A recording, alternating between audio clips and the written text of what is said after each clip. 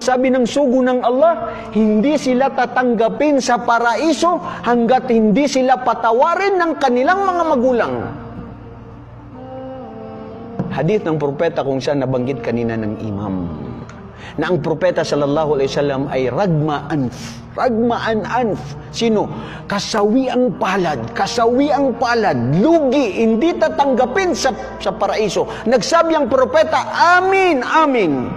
Kailaman hada ya Rasulullah. Sabi, sino ito o sugo ng Allah? Ang tao na siya ay namatay na hindi siya napatawad ng kanyang magulang.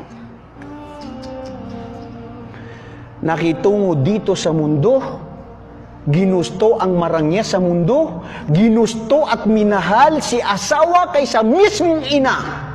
Oo, mahalin mo ang kasawa mo, respetuhin mo, bigay mo ang karapatan, pero wag mo putulin ang karapatan ng iyong ina.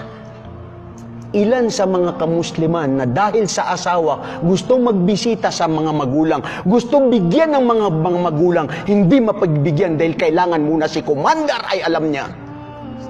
Bro, ikaw ang nakikinabang sa pera mo, ikaw ang nagpapagod sa pera mo. Kung hindi ka magtrabaho, hindi ka kayo makakakain. Ngayon dahil sa commander, hindi mo bibigyan ng ina mo. Bro, ang kailangan lang na magulang mo, marinig niya yung boses mo. Yung tatawag ka lang, ina, kumusta po kayo dyan, ina?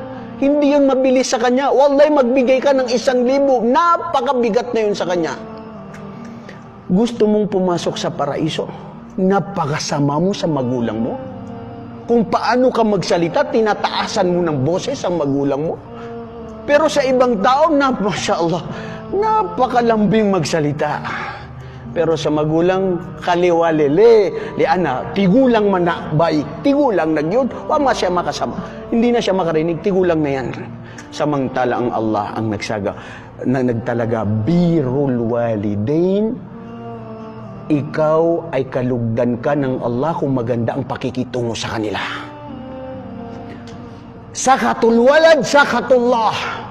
Ang sino mang kinamuhian, nagkaroon ng galit, sama ng loob ng magulang sa kanyang anak, ganun din ang Allah sa'yo. Tapos ikaw, napakabuti mo magsamba sa Allah, pero nakakalimutan mo ang iyong magulang.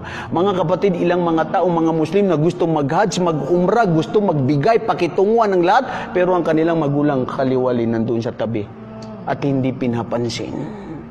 Mga kapatid, sasabihin ko to, sa mga taong gustong mamatay para sa Allah. Paano mamatay sa Allah? Dahil papasok daw sa paraiso. Basahin niyo ang hadith ng propeta sallallahu alaihi wasallam. Ja'a rajulun ni Rasulullah sallallahu alaihi wasallam. Sa'ala anhu an ista'dhana fi qatli fi sabilillah. An yujahid fi sabilillah. An yamutu fi sabilillah. Usugo ng Allah. Pahintulutan ako.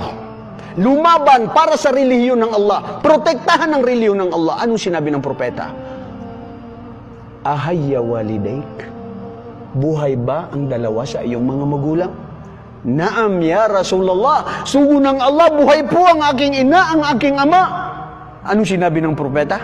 Fafihima tujahid. Ikaw, inuutusan ko o isang binata. Gusto mo nakalugdan ng Allah para tanggapin sa paraiso? Pumunta sa iyong magulang at doon ka mag-jihad sa kanila. Pakitunguhan sila ng mabuti. Lalong-lalo na sa edad nila na kung saan sila ay nangangailangan ng tulong. Nangangailangan ng respeto at pag-aaruga. Mga kapatid, wallahi mapalad ang sino man na nandito pa ang mga magulang nila. Samantalahin ninyo.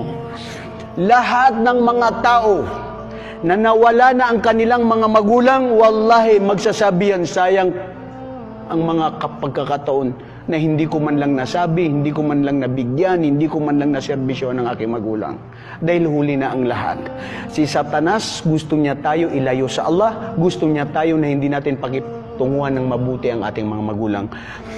Panghuli sa hadith na yun, mga kapatid, hindi mabubuksan ang kanilang paraiso dahil sasabihin sa kanila ng Allah, hanggat hindi kayo pinapatawad ng inyong mga magulang, hindi nyo kailanman matatamo ang inyong paraiso. Hadith ng propeta sallallahu alaihi wasallam, al-jannatu tahta ish kada mawalidaik. Ang paraiso ay na under the foot of your mother.